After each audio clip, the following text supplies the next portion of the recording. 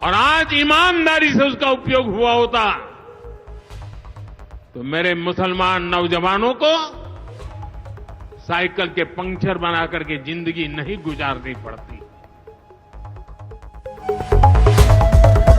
के नाम पर लाखों हेक्टेयर जमीन पूरे देश में है।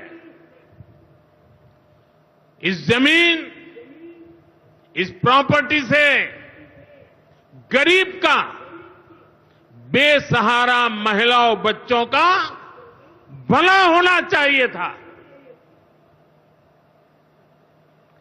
और आज ईमानदारी से उसका उपयोग हुआ होता तो मेरे मुसलमान नौजवानों को साइकिल के पंक्चर बना करके जिंदगी नहीं गुजारनी पड़ती। लेकिन इससे मुट्ठी भर भू माफिया का कोई भला हुआ। पसमानदा मुस्लिम इस समाज को कोई फायदा नहीं हुआ। और ये भूमाफिया किसकी जमीन लूट रहे थे? ये दलित की जमीन लूट रहे थे, पिछड़ों की जमीन लूट रहे थे, आदिवासी की जमीन लूट रहे थे, विधवा महिलाओं की संपत्ति लूट रहे थे। सैकड़ों विधवा मुस्लिम महिलाओं ने भारत सरकार को चिट्ठी लिखी, तब जाके कानून की चर्चा आई है। वक्फ कानून में बदलाव के बाद अब ये गरीबों से जो लूटा जा रहा है वो बंद होने वाला है।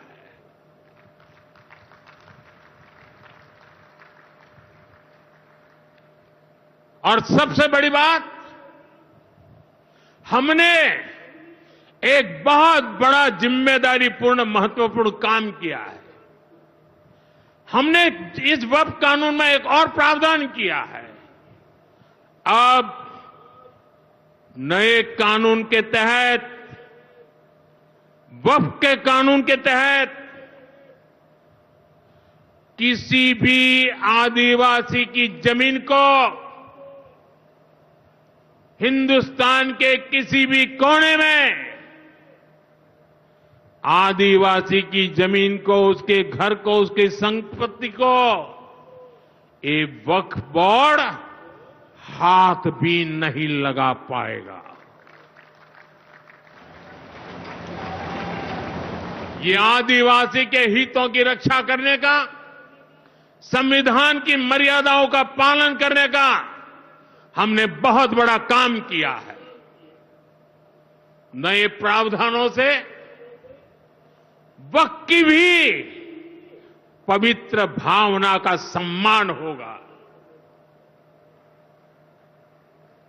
मुस्लिम समाज के गरीब और पसमानदा परिवारों, मुस्लिम महिलाओं, खास करके मुस्लिम विधवाओं को, मुस्लिम बच्चों को उनका हक भी मिलेगा और भविष्य में उनका हक सुरक्षित रहेगा। और यही तो बाबा साहब आंबेडकर ने संविधान के स्पिरिट में हमें काम दिया हुआ है। यही असल स्पिरिट है, यही असली सामाजिक न्याय है। साथियों, हमारी सरकार ने 2014 के बाद बाबा साहब आंबेडकर की प्रेरणा को आने वाली पीढ़ियों तक पहुंचाने के लिए अनेक महत्वपूर्ण कदम उठाए। हमसे जुड़े रहने के लिए हमारे YouTube चैनल को सब्सक्राइब करें और नई वीडियो की नोटिफिकेशन के लिए बेल आइकॉन को दबाएं। अगर आप ये वीडियो Facebook पर देख रहे हैं तो लाइक जरूर करें और ज्यादा से ज्यादा शेयर करें। धन्यवाद।